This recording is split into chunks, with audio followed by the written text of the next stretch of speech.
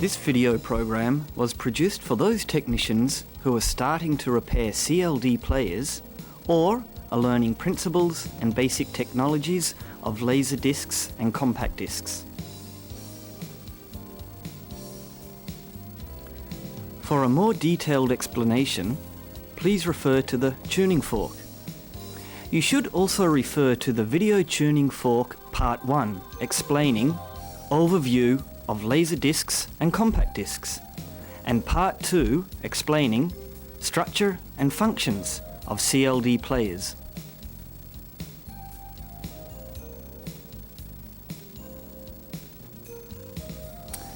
In this video program, we will explain the signal processing that takes place in a CLD player of the NTSC system.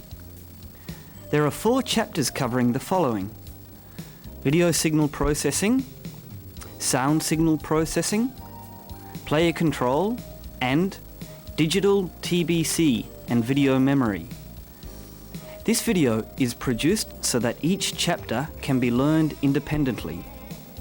You can select the chapter which you want to watch with the chapter search.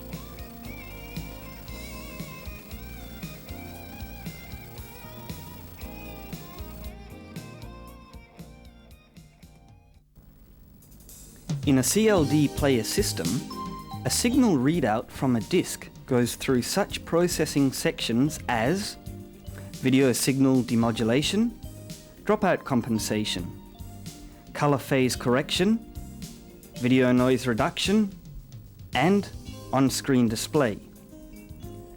The video is then output to a monitor or television receiver. In this section, we will explain the operation of the signal processing circuits. In the video signal demodulation circuit, the video signal is obtained from the frequency modulated RF signal, which is read out by the pickup. Now we will explain the signal flow with the block diagram. The RF signal contains high frequency components, which will be at lower amplitude than the low frequency components. To equalize for this level difference, the high frequencies are boosted by the RF amplifier. If a CAV disc is played back, and since the length of pits are shorter in the disc's inner regions than the outer, the level of the RF signal is lower in the inner regions. To solve this problem, the level of the RF signal is compensated in the MTF compensator, so that the amplifier's high frequency gain is boosted more during the disc's inner regions than in the outer tracks. In the case of a CLV disc, signals are recorded on a disc at a constant linear velocity, and no difference develops in the level of the RF signal between the inner and outer regions of the disc. So the amount of correction made by the amplifier is fixed. After the RF signal is compensated by the MTF compensator, the audio signal components are removed from the RF signal by a 3 MHz to 15 MHz band pass filter, so that only the frequency modulated video signal is passed. After that, the RF signal is amplified by the limiter amplifier to adequate levels and coupled to the FM detector, where it will be demodulated into the base band video signal. The remaining carrier components are eliminated by the low pass filter, and the remaining video signal is coupled to the next stage for video signal processing.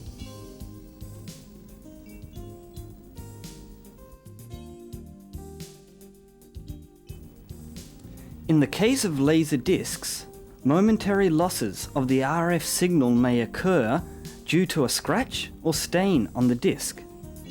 When such a loss occurs, the video signal is missed, and the result shows up as a noise on the screen. This noise is called dropout.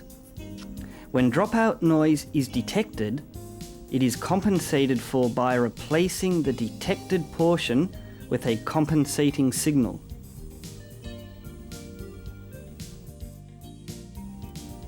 Now, let's take a look at the block diagram for a dropout compensator. The RF signal coming out of the limiter amplifier is also applied to a dropout detector. When the signal becomes lower than the standard level for a predetermined time, a dropout is detected. The demodulated video signal normally goes through the main signal system. However, once dropout noise is detected, the portion where a dropout occurs is replaced with the video signal of the 1H delay signal. In other words, the previous scanning line, which makes a dropout unnoticeable. The 1H delay signal is the video signal which is always output 63.5 microseconds later than the signal of the main signal system.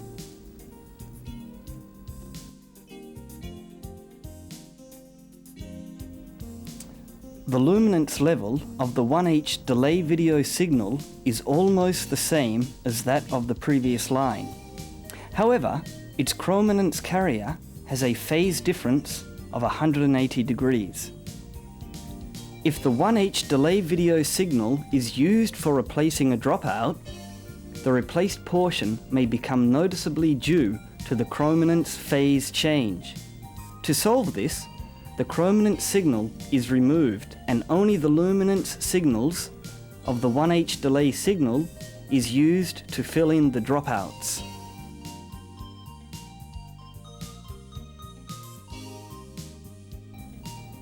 So, a compensated picture appears, as you see.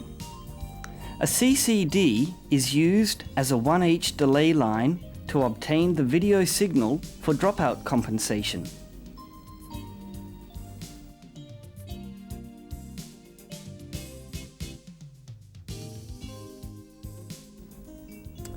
The hue of the color signal depends on the phase of the color 3.58 MHz subcarrier reference. When time-based errors occur, jitters are present in the video signal and therefore show up on the screen as color irregularities.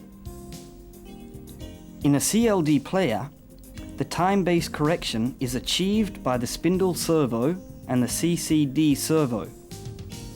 Although this is sufficient phase correction for the video, there is still residual phase errors, which affect the 3.58 MHz color carrier. Additional phase correction is performed by the color phase correction circuit.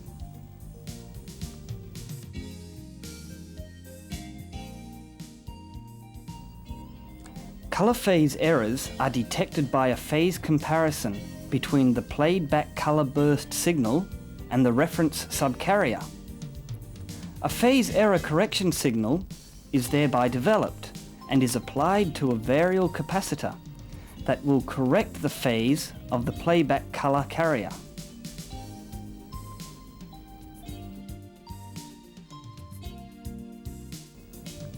Since this correction range of the color phase correction circuit is limited, the circuit turns on only after both the spindle servo loop and CCD servo have been closed and the frequency of the horizontal scanning signal has reached a predetermined value.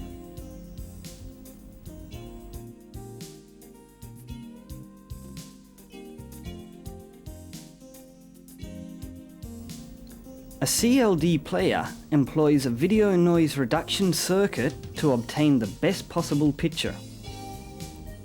While a LaserDisc is being played back, there are two kinds of noticeable and annoying noise. One is audio beat noise, caused by interference between the audio signal carriers and the video signal.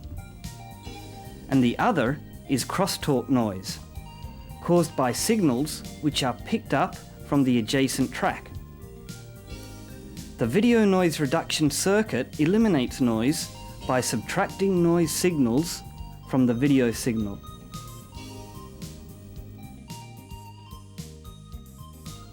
Well, let's see the block diagram which shows the principle of operation. The video signal coming out of the pre-emphasis circuit separates into the main signal system and the noise signal system. Prior to entering the noise reduction circuit, the video signal passes through a 3.58 MHz trap, which removes the color signal. Next, the signal is applied to a low-frequency noise detection circuit for crosstalk detection and a high-frequency noise detection to detect audio beat noise. The low-frequency noise detection circuit consists of a high-pass filter and a limiter amplifier. The limiter amplifier outputs the signals, which are smaller than approximately 25 millivolts peak to peak, within the 0.6 MHz to 1 MHz range as noise. When the video signal measures 2 volts peak to peak, after that, the noise component is subtracted from the video signal.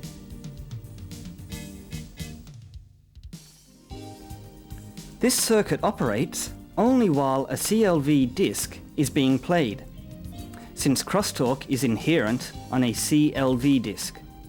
On the other hand, it does not operate while a CAV disc is being played back, since crosstalk is not a problem in this format.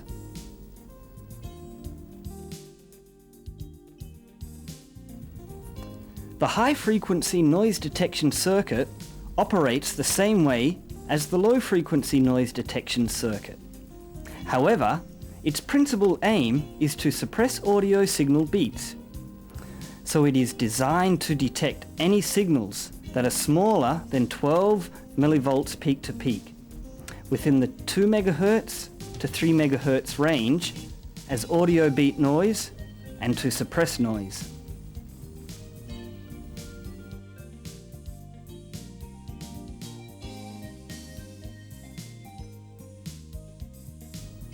A CLD player on-screen display function shows the frame number and the time code on the screen. In the on-screen display signal processing circuit, these character signals are inserted into the video signal. The characters are displayed in 75 IRE white and switched in appropriate position, synchronized with the video signal.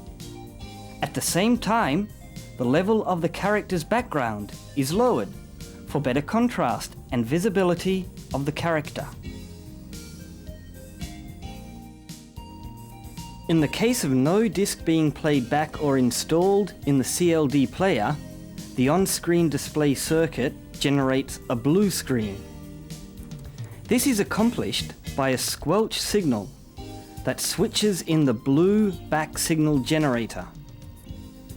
The video signal will always pass through the on-screen display circuit prior to exiting through the video output jacks.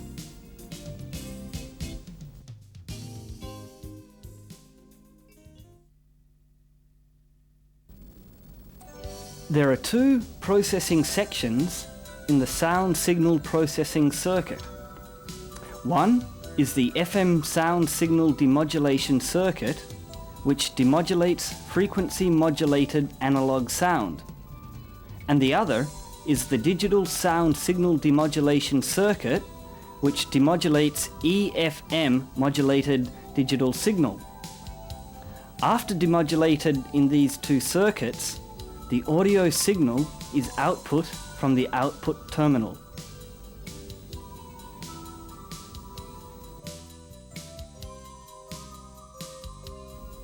Now, let's see the block diagram of the FM sound signal demodulation circuit. The left channel and right channel FM sound signals are extracted from the RF signal with the help of a 2.3 MHz band-pass filter and a 2.8 MHz band-pass filter, respectively. Since the construction of these two channel circuits are almost the same, we will explain only the left channel circuit.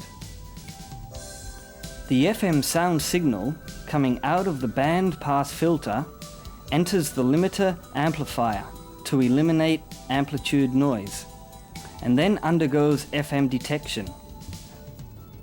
Since the audio signal contains some jitters, much the same as video does due to time-base errors, if the jitters containing sound signal is subjected to the FM detection, the irregularity in the rotational speed is represented in the output sound. Since this speed irregularity component is nearly identical to a time-base error, it is cancelled out by adding a signal which is created by inverting the phase of the time-base error to the FM detected signal. The jitter-corrected sound signal goes to the previous value holding circuit to compensate dropout noise. The previous value holding circuit uses a capacitor to hold the level, which is represented just before a dropout occurs to prevent the noise. At this time, the dropout is detected by the dropout detection in the same way as the video signal circuit. Following the correction of jitter and dropout, the sound signal goes to the de-emphasis circuit and enters the mode selection circuit. Both left channel and right channel signals are input into this mode selection circuit. An output mode is selected among stereo, left channel and right channel, according to control signals received from the CPU. The sound signals selected by the mode selection circuit undergo decoding by the CX noise reduction circuit.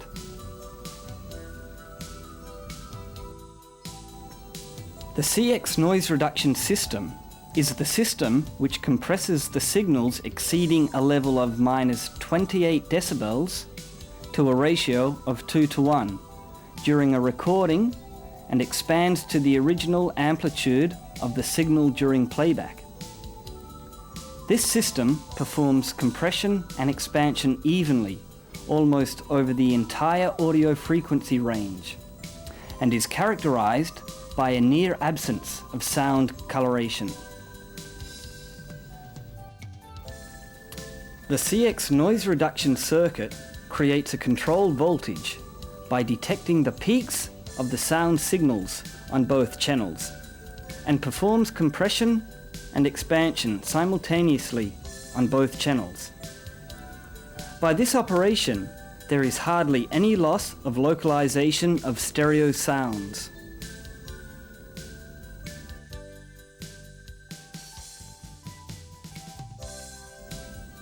In the digital sound signal demodulation circuit, after the EFM signal is extracted from the RF signal and subjected to the EFM demodulation, it goes through the oversampling filter and is converted into the analog signal by the DA converter. After DA conversion, the signal is filtered and output as the audio signal. Now we will explain each circuit. Since the LD's digital encoded sound signal is recorded in the same format as the CD's EFM signal, it can be played back using the original sound demodulation circuit of the CD. Let's see the block diagram. The LD's digital sound signals have been subjected to pre-emphasis processing, and as a result, the level of high-frequency components have been lowered to reduce the audio beat on the video signal. For this reason, the digital sound signal components are extracted from the RF signal output of the pickup with the help of a 1.75 MHz low-pass filter and are subjected to de-emphasis processing for boosting the level of high-frequency components. Then the RF signal is amplified and goes to the ATC circuit for waveform shaping. In the ATC circuit, the DC offset is regulated so that the threshold level of the EFM signal always sits at the center of the input signal. Next, the reference clock is generated from the waveform shaped EFM signal. Then the EFM demodulation is performed. Furthermore, since the recorded signal has been subjected to interleaving processing, deinterleaving and error correction are performed. It is necessary for the RAM to store a minimum amount of data to perform the deinterleaving and error correction. When data is written, the speed of writing data to the RAM depends on the RPM of the disk, and the speed of the reading out data depends on a reference clock. However, if the difference between these speeds is too great, data storage or data overflow may occur on the RAM. As a result, the deinterleaving and error correction cannot be performed correctly.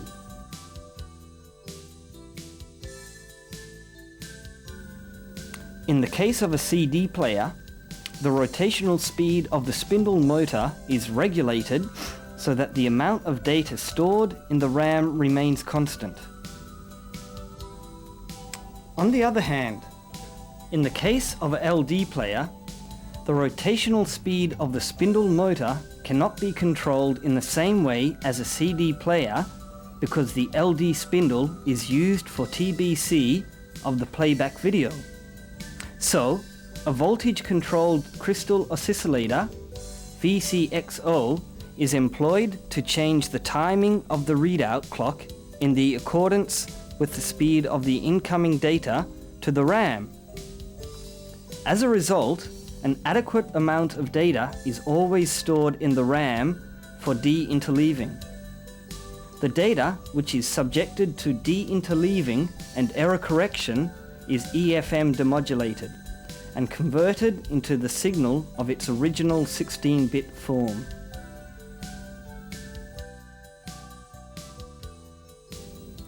The signal, which was restored to its original 16-bit form in the EFM demodulator circuit, is converted into an analog signal by a DA converter.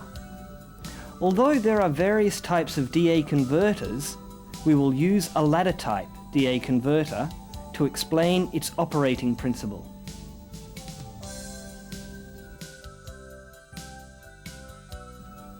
The ladder-type DA converter uses the same number of resistor sets and electronic switches as the number of the quantization bit count. It divides an electric current from the power supply by the resistor to vary the output current. As for the current dividing ratios, resistors with single unit resistance and resistors with 2 times single unit resistance can be combined to achieve half, quarter and 1/8 from top bit. In other words, the current in proportion to the digital signal valve can be obtained by turning the electronic switches on and off, which correspond to 1 and 0 respectively, and that corresponds to each bit. The current is converted into the voltage by the operational amplifier. Then it goes to the next step, the low-pass filter. After the sound signal is converted into an analog signal by the DA converter, the amplitude waveform of the sound signal appears as a series of steps, represented as bars, equal in number to the quantization bit count.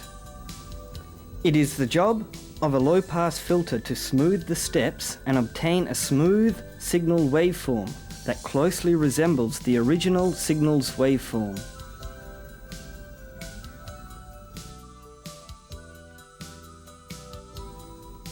If an analog filter is used in this step, it is necessary to choose a filter featuring sharp cutoff characteristics to obtain a smoothed out analog signal. Since such filtering circuits become complex, distortion and noise inevitably increase. To prevent this, an oversampling filter is used.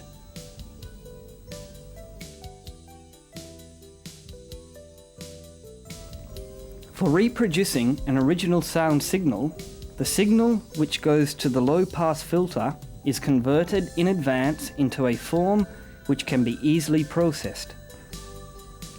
For example, in the 2x oversampling digital filter, 16-bit data created by calculations is interposed between each pair of digital signals, which comes in at a rate of 44,100 bits of data per second. Then filtering is processed.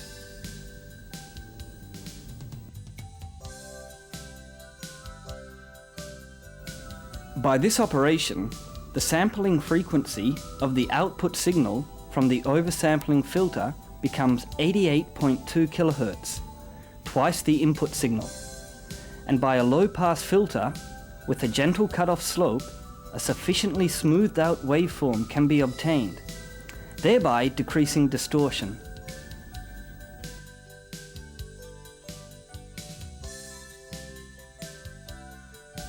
Similarly, quadruple oversampling means that 3 bits of data are interposed between each pair of digital signals. In this case, the sampling frequency becomes 176.4 kHz, 4 times that of the input signal. After passing through the oversampling filter and the low-pass filter, the smooth waveform is obtained.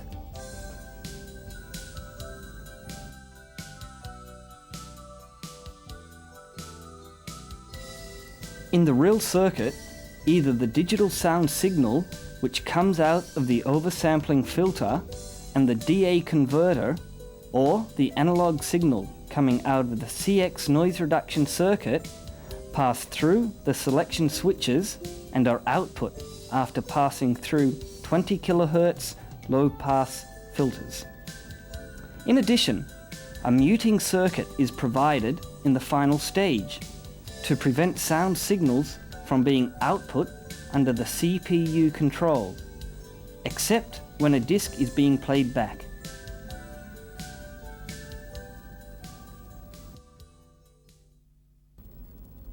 The control system found in current CLD players employs 2 microprocessors. One, known as a mode control microprocessor, is responsible for the management and display of various kinds of functions and modes, while the other, known as a mechanism control microprocessor, is responsible for controlling the mechanism and its peripheral integrated circuits.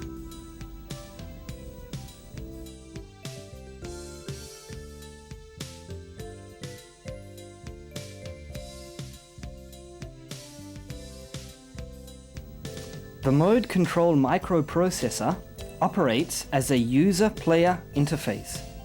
It accepts input from a user requesting operations via the keys on the front panel or the remote control, and instructs the mechanism control microprocessor to perform actions that fit existing conditions. In real operation, the mode control microprocessor manages input entered via the keys to operate functions such as programmed play, repeat replay, random play, intro scan, and auto program edit, and transmits appropriate data to the mechanism control microprocessor, depending on the function selected. In addition, this mode control microprocessor is responsible for displaying on the screen of the connected TV set and on the player's fluorescent display information, such as the function mode selected, the current operation mode, and the chapter and time codes transmitted from the mechanism control microprocessor.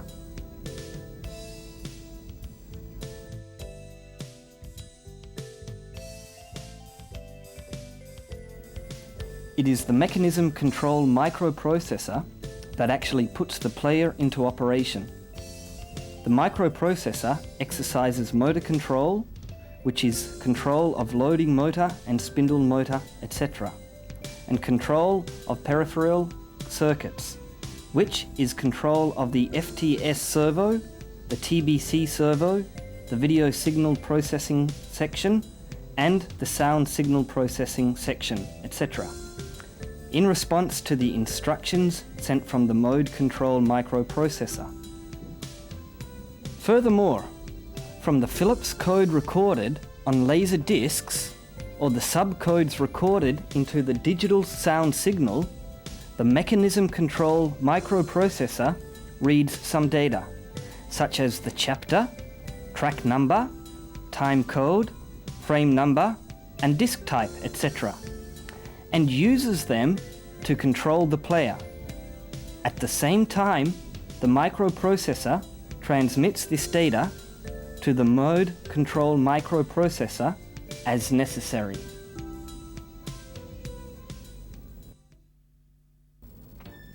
In this section, we will explain the digital TBC and video memory used in a high-end model.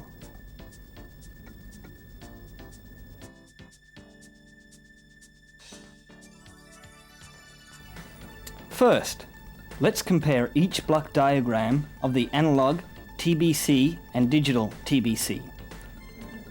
The analog TBC servo detects time-based errors by considering the phase difference between the playback synchronizing signal and the reference synchronizing signal. It then compensates for any delay by an amount corresponding to the detected time-based errors, so that the CCD suppresses jitters in the output video signal. However, in the analog TBC servo circuit using the CCD, frequency response and signal-to-noise ratios are easily influenced due to the passage of the video signal through the CCD.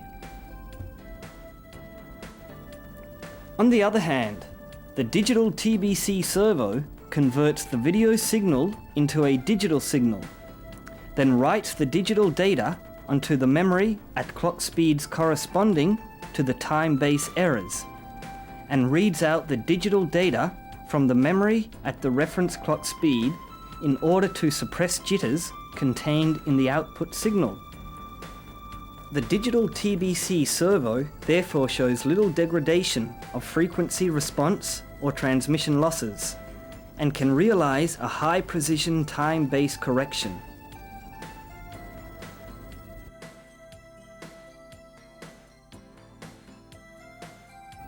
Next, we will explain the operating principles of the digital TBC circuit. When the video signal is converted into a digital signal, the sampling frequency and the quantization bit count determine the characteristics of the signal to be reproduced.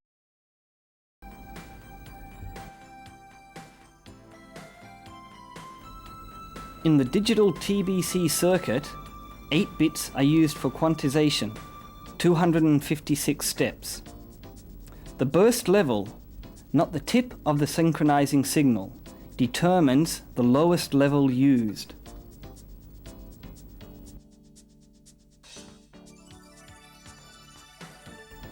Furthermore, the sampling frequency of the NTSC video signal should be over 9 MHz, which is twice that of the upper limit frequency of the baseband video signal at 4.2 MHz, and an integral multiple of the horizontal synchronizing frequency to prevent interference with the video signal.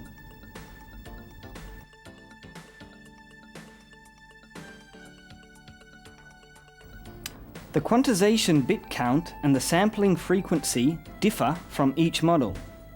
In this section, we will use the case of 8 bits and 1152 FH as an example.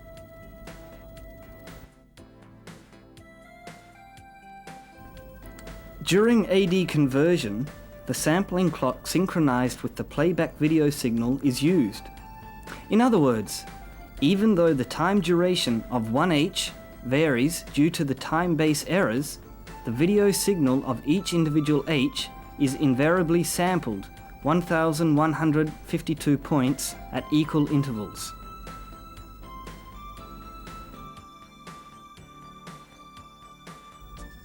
In the digital TBC circuit, the quantized and sampled signal is written into the 1H line memory and is read out of the memory at a precise clock rate of 1152 FH, which is generated by a reference signal oscillator. This process makes it possible to output the video signal without jitters.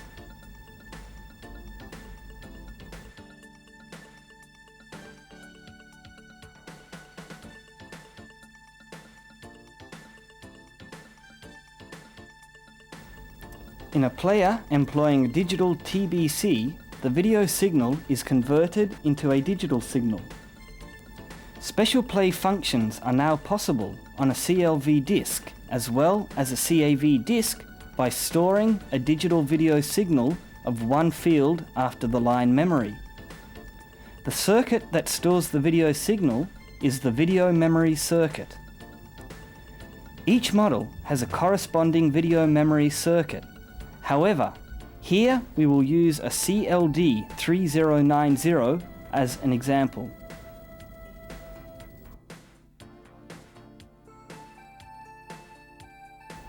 First, half of the sampling data, which is analog to digital converted in a TBC 576 FH, is stored in the video memory circuit. This takes up little memory capacity. Furthermore, in the NTSC system, with only half of the sampling data, a sufficient picture can be obtained. Then, 64 samples of the horizontal synchronizing signals are subtracted, and the remaining 512 samples are recorded.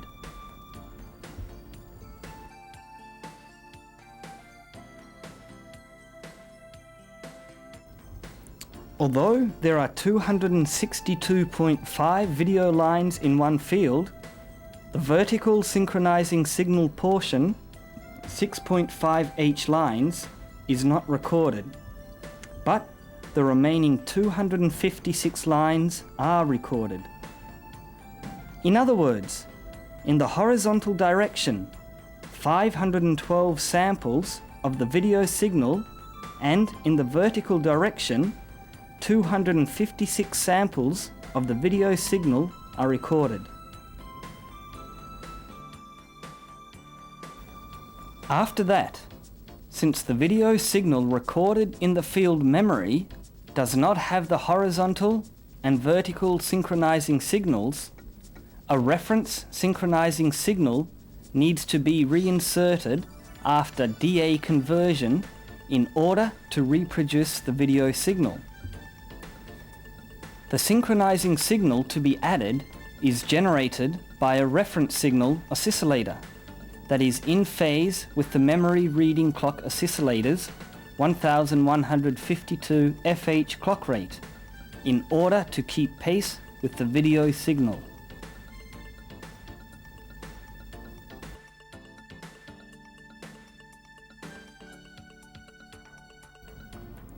Special play functions with the CAV disc is possible by making tracks jump during the vertical blanking period.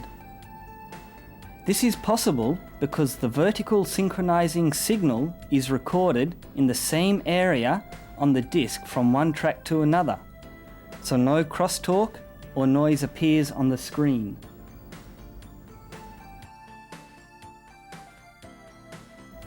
However, in the case of the CLV disc, the same kind of control cannot be exercised because the vertical synchronizing signal is not recorded within the same angle from one track to another.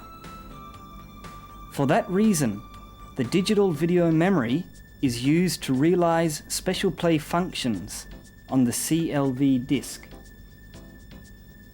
For example, when the still key is pressed, the rotation position of the disc is detected by FG.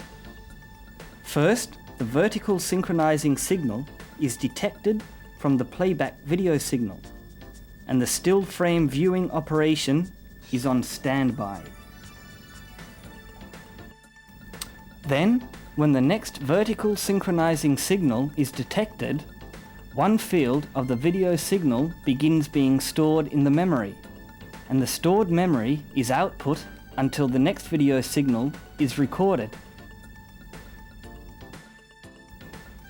Once the FG detects that a single turn from the rotation position of the disc has been completed, the Phillips code is read during the next vertical synchronizing signal. Thereafter, a 2-track jump is made. As mentioned, a single operation of the still frame viewing operation is completed after the disc turns 2 times, and the FG comes back to the rotation position detected at first.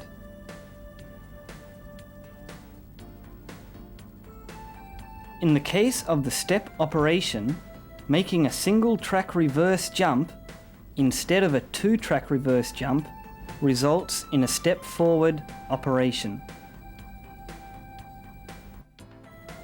while a 3-track reverse jump results in a step reverse operation. Furthermore, by varying the direction and number of track jumps to be made, a multi-speed feature such as double speed or a slow speed and the scan operation become possible in the color-locked picture.